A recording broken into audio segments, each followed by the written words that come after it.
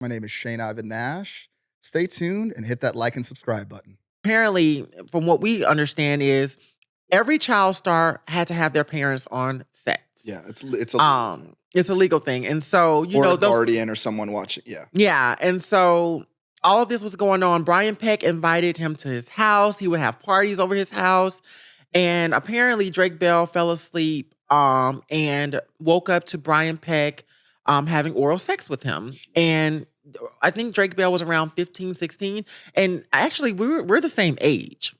So it's this whole thing, going back to what we said earlier, millennials being exposed to so much. And, that tale was just really horrible. And, thinking about Amanda Bynes right here is we owe Amanda Bynes an apology, in my opinion, because I want her on the podcast. So I would much from love to mental have a health. conversation with her, honestly, and just whatever she wants to talk about. And, shout out if anybody knows Amanda, let her know she always has an invitation here to shoot and talk with us, because what she's been through as a child star. And remember how you were saying, like, you can see that moment where, like, Justin Bieber, Drake, you can actually kind of look at their media as a child growing up through various projects or whatever interviews they're doing. You can see that there is a stark difference when something happened. In a certain year, their look changed, their demeanor changed. Yeah. And those are all signs of trauma, abuse. All of the stuff that we've learned when we used to work with clients and stuff, it hits all the bars if you think about it. It's, the change of the way they look, the way they present themselves, the way that they're, Amanda has been so reserved, that poor thing. Like, it seems like she has kind of a Britney Spears situation, but because she didn't have even the same popularity as Britney, she's not even getting the same support with the conservatorship, because we're learning about these Coogan accounts where people are not getting money put into it. The parents are taking the money.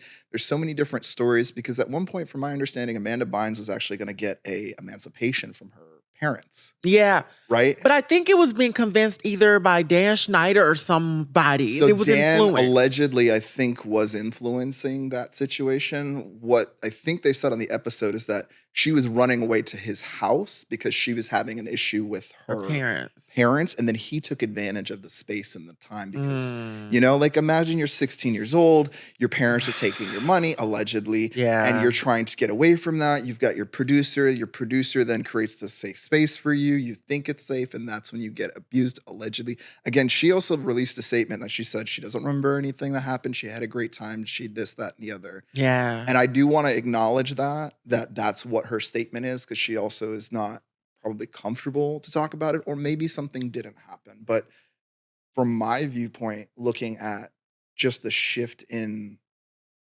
her media, especially like the 2015 era, when she started to have all of those issues and pop up, something clearly happened to her. Something harmful happened to her, and it's sad. Allegedly, she had a baby at 13. That's alleged. Yeah, there's that Twitter rumor. account that hasn't been verified, but allegedly she would show photos of her driver's license or photos that were nowhere on the internet, that it was like, hey, this is me. This is Amanda Bynes. And then she was saying, like, my producer got me pregnant at 13, et cetera, et cetera, et cetera. And she's been saying it for years. And so has so many. Look at Corey Feldman. He's been saying it for a long time. Yeah. And nobody believed him. But what was interesting was the cast of All That. Yeah. We grew up watching All That. Like, I was such an All That person. I love that they had Katrina Johnson in that documentary, because I used to love Katrina so much, and they pretty much phased her out when Amanda Bynes came on season 3. But in the video, in the documentary, they talked about their experiences, and I just thought it was like really interesting how some of the cast members are All That, especially the Black ones. I don't know. It wasn't Christy Knowings. It was the other Black girl that was on there. I think she came in like season 6 or 7, right when All That was shifting. Yeah. Because Josh Server was the longest running original cast member. And I think after season 6, they moved to a younger crowd or whatnot, because all of us were kind of aging out. But look at all of them. I think that was about season 6. That was towards like 5 or 6 or Yeah. whatnot. But the original cast included Angelique Bates, Lori Beth Denberg, Keenan and Kel, Elisa Reyes, Katrina Johnson.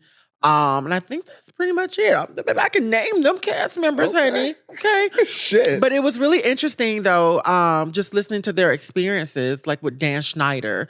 There was a lot of crazy things happening on set. Dan was accused of hollering, yelling on set at some of the cast members. Angelique Bates was not in the documentary, but she did talk about recently her experience on the All That set. Angelique left after 2 seasons. I think they fired her. And that's when Amanda Bynes actually came in for season 3. Mm. But Angelique, and I was reading an article, Angelique was talking about a time where she had to do this thing with a coworker that she was already having problems with. And apparently the coworker ended up spitting milk in her face. And Angelique retaliated by throwing milk back at them. And apparently Dan Schneider yelled at her on set And only or her, whatnot. probably, right? Only her. Yeah. And it was just a whole thing or whatnot. Because Angelique was actually the first one to leave all that. She was actually the first original cast member to leave it. So, I'm a TV fanatic. I know all of these things. Okay. You know what I'm saying? Well, all that to let's be real. It was the 90s and it's Mhm. also a white producer. They very much characterized a lot of the black creators that Yeah. were on there. Look at what they did to Nick Cannon. There's a scene where it's like people you may know, and it's like Nick Cannon sitting there, and it's some of the most like racist shit, like Nick Cannon steals and Nick Cannon this and like all this weird shit. And Nick Cannon is like maybe 15, 16 at the Yeah. time. So you have to realize this white producer is writing this like anti-black undertones that are Mhm. so gentle that like you have to actually be a part of the group to actually hear the full impact of what he's saying and feel it. Because like you said, as I heard on the documentary, like I heard a lot of pain and a lot of the Yeah. black folks. It seemed like they saw and they knew that white privilege was on set, and they knew that, Amanda and Drake were gonna get the privilege and the priority with Dan, and they would try to make connections they didn't feel like they could. Remember the young man that had the dicks put on him? Yeah, Leon. I was just about to bring up Leon. Like- And it's so funny because we didn't understand a lot of the hidden things No. until like Leon Yeah. and everybody started talking about it. Apparently, it's like he was supposed to be the superhero, and on his shoulders, they looked like they were testicles and a penis The on both nose. sides. And when he sneezed, it was like this snotty goo Cum that shot. landed on Christy Knowings On her face. On her Cum face. shot. And apparently it was like a cum shot joke or whatnot. In But a us as children's kids, shows. Yeah. we didn't understand that. I sure did not. And I was still watching all that during that season. That was like the later seasons, 5 and 6. But what was also so interesting to me was they had 2 women writers sharing one salary. Yeah. And those women were harassed, they were abused. One of the women, Dan Schneider, came in and told one of the women, pretend like, trigger warning, you're getting sodomized. Yeah. That was so And did triggering it in a to boardroom me. for her to read whatever. I mean, that's Yeah. The men didn't care. Like, if they were the 2 women writers, they had to split a salary. Apparently, one of them went to the Writers Guild of America, as they should, because you shouldn't be splitting a salary like that. well. To be fair, that actually is this is the horrible thing in some spaces in Hollywood that actually is common for a new writer, for 2 writers to actually split a salary.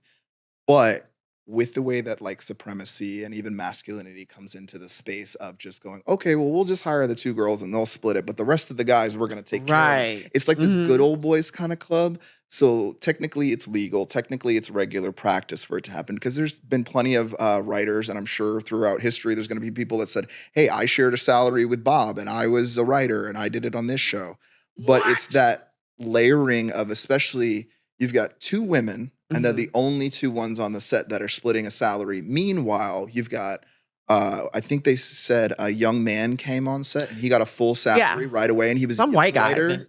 Yeah, because again, it's that good old boys club that kind of happens, and it's really hard sometimes to call that stuff out because on paper it looks clean, it looks kosher, it looks good, Yeah. but the feeling of knowing that the only 2 women on set are sharing a salary, meanwhile the rest of the men are getting a full salary, that energy alone in the writing Yeah. room is toxic.